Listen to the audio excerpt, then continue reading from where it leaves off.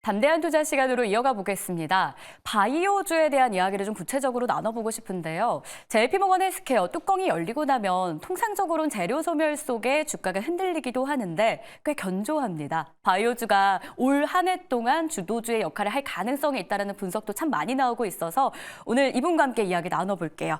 한국의결권대행의 최창윤 대표 모셨습니다. 어서 오십시오. 네, 안녕하세요. 네, 반갑습니다.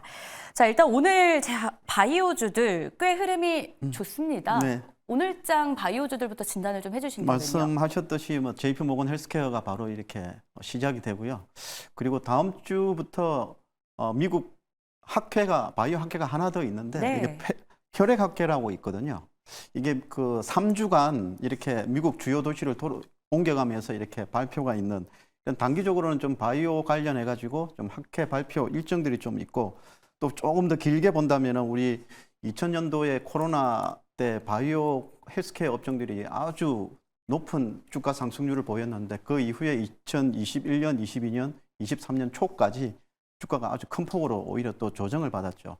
이제 현재 시점에서 보면은 어느 정도 그 업황 지수를 보면 어느 정도 좀 바닥 다지기가 예상되고, 또한 업황 개선 기대감, 이런 부분들이 아무래도 현재 1월 초에 바이오 업종들이 지수 상승을 좀 견인하고 있지 않나, 이렇게 생각을 하고 있습니다. 특히나 이번에 JP모건 헬스케어를 통해서 어떤 빅딜까지는 아니지만 그래도 네. 그 가능성이 열려 있을 기업이 어딜까라고 많이들 예측하고 투자에 참고하려고 하거든요. 네. 혹시 그런 기업이 있을지 최창윤 대표님 의견 어떠세요? 저는요, 이 바이오 업종의 그 M&A라는 거는 사실 피합병 당하는 그 기업 입장에서는 네. 굉장히 호재거든요.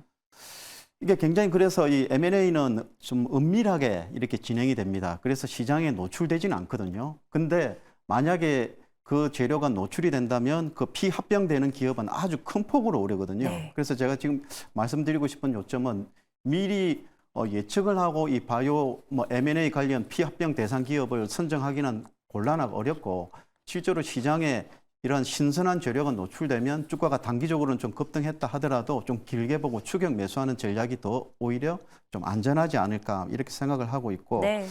그리고 지금 올해 같은 경우에 제가 앞서도 말씀드렸지만 바이오 업종의 그런 굉장히 중요한 시점이거든요. 코로나 이후에 지금 한 2, 3년 동안에 업황 둔화가 아주 심각하게 진행되었고, 주가 흐름도 안 좋았는데, 지금 같은 경우에 이제 구조조정 단계, 올해 2024년도는 구조조정이 진행되는 그 단계인데, 그렇다면 굉장히 좀 리스키한 바이오 업종 기업들 업체 입장에서 보면은 피합병을 당하든지 혹은 외부 자금 조달을 하든지 그 네. 둘 중에 하나가 나와야 되거든요. 이제 그런 부분에서 보면은 M&A 관련 헬스케어 바이오 업종들을 찾기보다는 단기적으로는 자금 조달이 필요 없는 기업에 좀 투자하는 것도 괜찮지 않을까. 예, 지금 왜냐하면 바이오 업종들 대부분 자금이 많이 경색되어 있을 거예요. 그래서 업종 구조조정 단계 지금 시기에 진입해 있는데, 단기적으로는 좀 자금이 필요 없을 정도로 넉넉하게 있는, 기술력 있으면서도 넉넉하게 있는 그런 종목을 찾는 것도 괜찮지 않을까. 아마 그런 종목들이 아마 제가 보기에는 제일 유력한 게 신규 등록 바이오주 같은 네. 경우에는 단기적으로 자금 조달이 필요 없겠죠. 그런 종목 중에서 한번 기술력 높은 기업을 한번 잘 찾아보는 것도 괜찮지 않을까, 이렇게 말씀드리겠습니다. 결국 M&A가 지속될 전망이 높다라는 증권가의 분석들이 있지만 네. 그걸 예측하는 건 참 힘든 힘들고. 영역이다 보니까 자금 조달이 필요 없는 기업, 여기에 기술력이 보장된 그런 기업들을 주목할 필요가 있겠다라고 해주셨어요. 종목으로 좀 압축해 볼 수 있을까요, 그럼? 관련주는 아닌데요. 저는 지금 작년 12월 20일경에 그 첨생법이라고 첨단 재생 의료법이 의료법, 통과가 되었거든요. 관련해서 아마 세포 치료제 관련 업종들이 보다 더 연구개발 영역이 좀 확대되고 규제가 완화되었기 때문에, 그래서 관련 기업들을 좀 찾아보는 게 좋지 않을까 생각하는데, 차바이오텍이 제일 그 종목 업종 중에서는 차바이오텍이 제일 유력하지 않나, 이렇게 보고 있습니다. 물론 주가 흐름을 보니까 최근에 꽤 많이 오르지는 않았어요. 업종 지수를 보면 제법 많이 올랐는데, 차바이오텍은 이제 이렇게 많이 오르지는 않았거든요. 이런 종목들 한번 좀 긴 관점에서 보고 투자를 해보는 것도 괜찮지 않을까, 이렇게 말씀드리겠습니다. 첨생 상생법을 제약바이오의 네. 주요 투자 포인트로 잡아주셨습니다. 그러면 또 궁금한 건 바이오주가 지금 시장을 주도하고 있다 보니까 적극적으로 지금 매수해봐야 되나라는 궁금증 속에 오히려 좀 소외됐던 섹터를 보는 것도 투자의 하나의 방법이 아닐까라는 궁금증도 더해지고 있거든요. 네. 그런 섹터들을 지금 보자면 저가항공, 면세, 뭐 가상화폐 관련주들이 있어요. 오늘 뭐 수급에서도 항공주들 뭐 나름 긍정적인 흐름이 좀 포착이 되더라고요. 네. 저가항공 3사를 좀 압축해서 보자면 실적도 괜찮습니다. 네. 이 내용부터 좀 알려주시죠. 바이오 업종뿐만이 아니고 네. 이 항공 업종, 운수 업종도 굉장히 실적이 안 좋았죠. 코로나 이후에. 근데 지금 거의 코로나 직전 수준을 거의 다 회복을 했고요. 초호황기에 있었던 그 실적 수준이 거의 한 90%에서 95% 정도 온 것 같아요.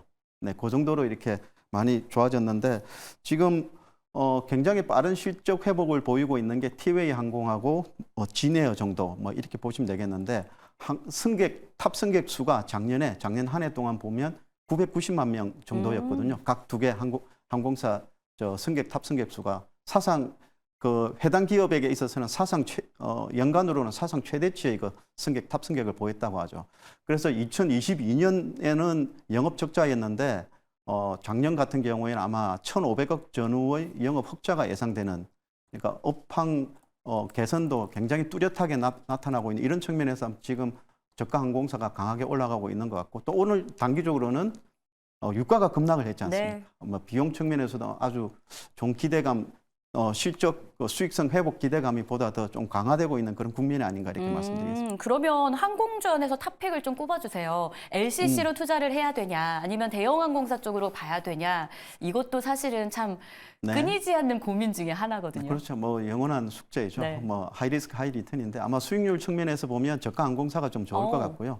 그 중에서도 제주 항공이 제일 제가 보기에는 제주 항공이 제일 좋을 것 같은데, 우리 그 LCC 같은 경우에는 이슈가 하나 더 있죠. 네. 대한항공과 아시아나항공 합병을 하게 되면 중복 노선에 같이 이렇게 노선을 두고 있는 LCC 저가 항공사가 수혜를 입게 되거든요. 왜 그러냐면 대한항공과 아시아나항공 합병하면서 통폐합이 되기 때문에 그 중에 저가 항공사가 그게 노선을 가지고 있는 저가 항공사가 수혜를 입게 되는 부분인데, 제주항공이 대한항공하고 아시아나항공의 통폐합 노선에 많은 운행 노선을 가지고 있거든요. 그래서 아마 제주항공 쪽으로 한번 접근하시는 게 좋지 않을까 이렇게 말씀드리겠습니다. 네, 저가 항공사가 아무래도 대형 항공사 가운데 비교를 해보자면 수익률 측면에서는 LCC를 선택을 좀 하고 있었고, 제주항공 탑픽으로 선택이 됩니다. 그럼 다음으로는 가상화폐 관련주들에 대한 이 관심도 있기 때문에 볼게요. 아무래도 가상화폐 하면 가장 먼저 떠오르는 건 비트코인이잖아요. 한 달 기준으로 봤을 때 정말 많이 올랐더라고요. 국내에서 좀 수혜받을 만한 종목들 추려볼 수 있을까요? 아무래도 업종 대표주, 두나무가 대표주인데 거기 두나무? 지분을 갖고 있는 우리 기술 투자가 제일 유력한데, 지금 오늘도 비트코인 ETF가 가격이 미 증시에서 거래되는 ETF 관련 주들이 좀 많이 올랐거든요. 네. 이제 그런 부분들이 제일 최근에 가장 큰 이슈가 되고 있는 거는 BTF 현물, 비트코인 현물 ETF를 미국 증권선물위원회가 상장을 승인하느냐 그 여부인데, 아마 이게 오늘 내일로 알고 있습니다. 승인 여부가. 업계에서는 거의 승인된다고 이렇게 보고 있는 것 같아요. 업계에서 승인된다고 보고 있는 것 같은데, 어쨌든 만약에 이 비트코인 ETF 상장이 현물 지수 상장이 승인된다면 지금 현재 미국 분위기에서 보면 지금 현재 비트코인 가격이 한 4만 달러 초반 정도 되는데, 네. 아마 승인된다면 아마 60만 달러까지 갈 수 있다. 이런 거의 15배 이상 오를 수 있다는 그런 분석이 있죠. 아마 그래서 아마 관련주 입장에서 보면은 아마 실제로 승인되게 된다면 아마 주가가 한 차례 더 강하게 오르지 않을까 이렇게 생각을 하고 있습니다. 좋습니다.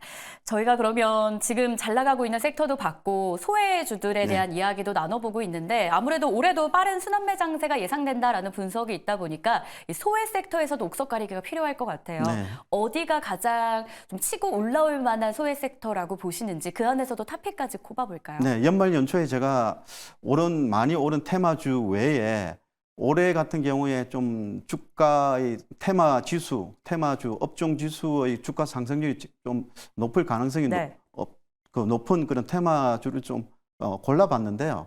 거의 다 대부분 많이 올랐어요. 뭐 AI 로봇 네. 해가지고 많이 올랐는데 그 중에서 좀 덜 오른 게 그 애플의 비전 프로 관련주가 좀 덜 올랐다고요. 이게 지금 애플 같은 경우에는 2월 2일인가요? 다음 달 초에 미국 현지에서 비전 프로를 출시를 하거든요. 네, 관련해서 뭐 우리나라 대표 수혜주는 LG 이노텍으로 알려져 있는데 LG 이노텍 외에 LG 이노텍에 납품하는 중소형 부품사를 보면은 하이비전 시스템이라고 있습니다. 이 하이비전 시스템이 아마 중소형주 중에서는 실적 측면에서 아마 가장 수혜를 높게 보지 않을까 이렇게 보고 있습니다. 네, 소외주 가운데 아직 못 오른 LG 이노텍, 그 안에서도 하이비전 시스템 부품주로 선택이 됩니다. 자, 이렇게 해서 오늘도 시장 큰 그림 그리고 세부적인 종목까지 알아봤습니다. 최창윤 대표였습니다. 고맙습니다. 네, 수고하셨습니다.